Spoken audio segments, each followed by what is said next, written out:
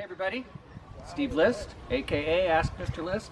Today we're going to talk a little bit more about tomatoes. Now I hope that you're looking on my YouTube and saw my lasagna method, how to prepare the beds, how to plant your tomatoes, and these are our container tomatoes. One thing I really want you to know is a 5 gallon's too small, and you know what, a 15 gallon is too small too. You're going to need a lot more water and they're not going to get the root system that they need. So the smallest I recommend is a 35 gallon container because tomato needs 2 feet by 2 feet by 2 feet. That gives them adequate root system. You're going to get a much better product and a bigger plant.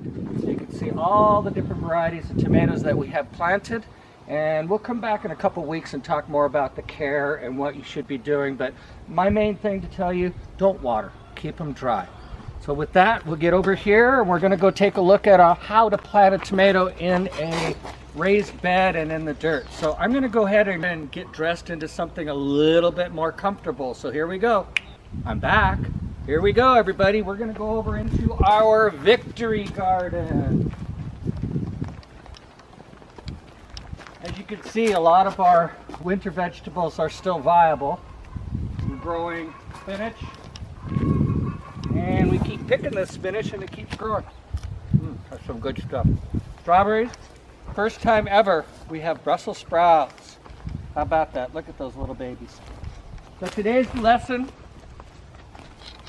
put my coffee down, is going to be how to plant a tomato in a raised bed garden or flat soil, not container. You can see what the area we have here. We have our Kellogg's Harvest Supreme. Stefan, can you come over here and help me out a little bit?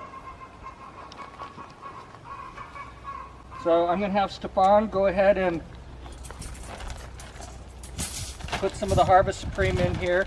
We're going to mix it half and half with the soil. So your existing raised beds, your existing soil, just take this product, the Harvest Supreme. I really like this. It seems to do really good for us. You see all this good stuff. We're going to put a nice thick layer all over here. You can see I've already turned it. Don't put any in here. I've already turned it over and got it ready. So could you hand me the tomatoes? I have I have 4 varieties of our Japanese hybrid. These seem to be my favorite of the tomatoes, and we're going to go ahead and plant. So I want to get a nice big hole here. Probably plant 1, 2, 3, 4. I'm going to plant 4 tomatoes. You can see you cannot plant very many tomatoes in your garden. Every 2 to 3 feet.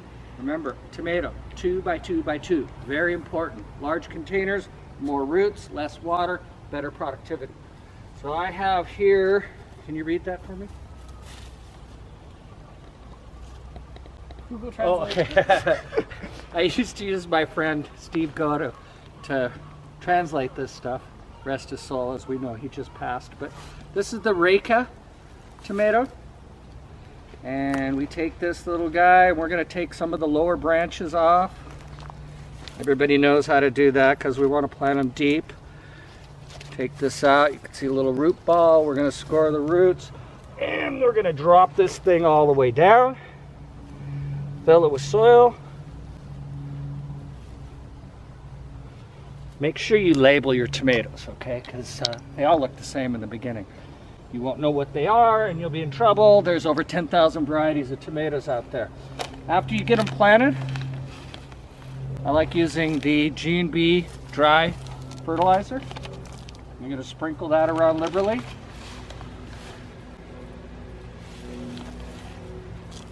That's pretty good. The great thing about organic fertilizers, it's really hard to burn, so overdosing is no big deal. And at the very end, I've mixed some of our rainwater with another liquid organic, and every time I water, which is rare, we're just going to soak the plant with it. We want a real good soaking on the first batch. There you go. Let it go. Remember, tomatoes a weed. Enjoy your victory garden. Let's all stick together. Let's help our brothers and sisters and our neighbors, and we're all going to get through this craziness together. Peace out.